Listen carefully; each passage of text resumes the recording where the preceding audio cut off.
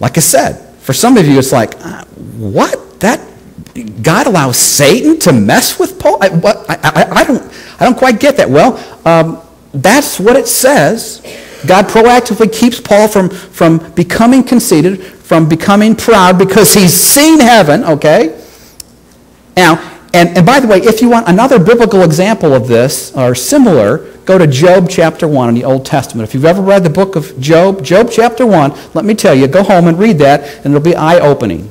And again, it's going to mess with your theology, but reality is reality here. God allows Satan to mess with Paul to keep him humble. But what I want to focus on here for just a minute anyway, is what does that phrase mean? A thorn in the flesh. You know, I think of sort of a thorn from a rose bush or something, you know.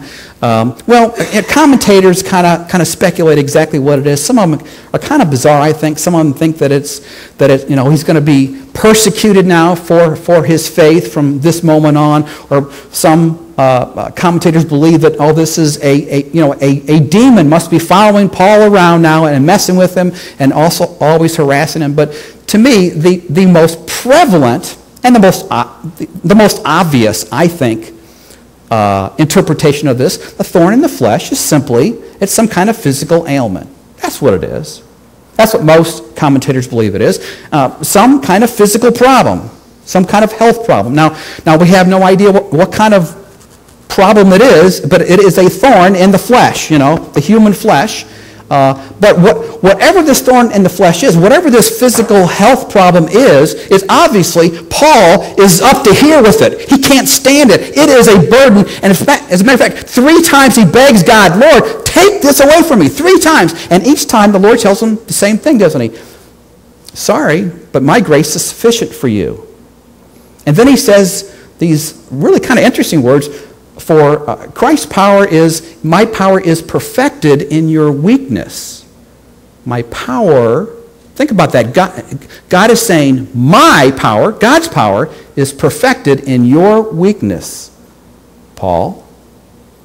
Remember earlier, back in verse 10, Paul says, I delight in weaknesses, I delight in insults and persecutions and difficulties, for when I am weak, then I am strong. Well, why is Paul...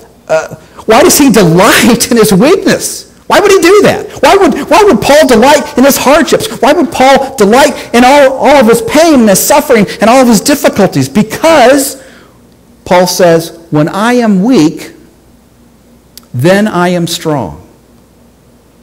When I am weak, then I am strong.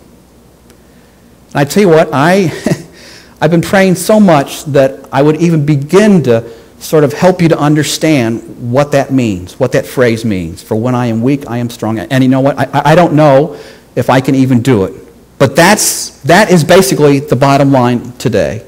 The bottom line, the most important thing that I would like for us to remember today is this, that when we are weak, we are strong. When we're weak, we're strong. Now, come on. Are you with me? That doesn't make sense. It just doesn't make sense. But the reality is, God tells us, no, this is the reality. When you are weak, when you're persecuted, when you are in pain, when you are suffering, when you are at the end of your rope, then you're really strong. You say, well, how can that be? Because that's when the grace of God comes to our rescue. You see, our pain, our suffering, yes, it may be a burden, but in fact, it's an opportunity for the grace of God to help us out. It's an opportunity for Christ's power to be perfected in us. When we're weak, we're strong. And you know, if you think about this, how does Paul survive this thorn in the flesh? He survives by the grace of God. That's how he survives. He doesn't go to a surgeon or somewhere, over in Switzerland and get this experimental stuff. No, he doesn't survive that way. He survives by the grace of God. How does Paul survive insults and difficulties and all of his pain, all of his suffering? It's not a magic pill. It's the grace of God. That's what helps him to survive. And so, again, when we are at our weakest point, when we're weak, when we're beaten down, when pain and suffering is just gobbling us up, and there's no place to turn, and we're at the end of our rope, and only God can help us, we cry out to God in our humility, God, please help me, because I can't do this. I can't make it without your help. And that's exactly the moment in time when God can do his best work. The grace of God comes to our rescue. Christ's power comes into us. And so it's actually true. When I'm at my weakest and when you're at your weakest, that's an opportunity for Jesus to show just how powerful he is. The grace of God comes to our rescue. And so this is a heavenly perspective. The heavenly perspective that says, I'm in pain, I'm in suffering, nobody can help me, nobody can get me out of this. All I can do is just cry out to God and plead with him for mercy and humility.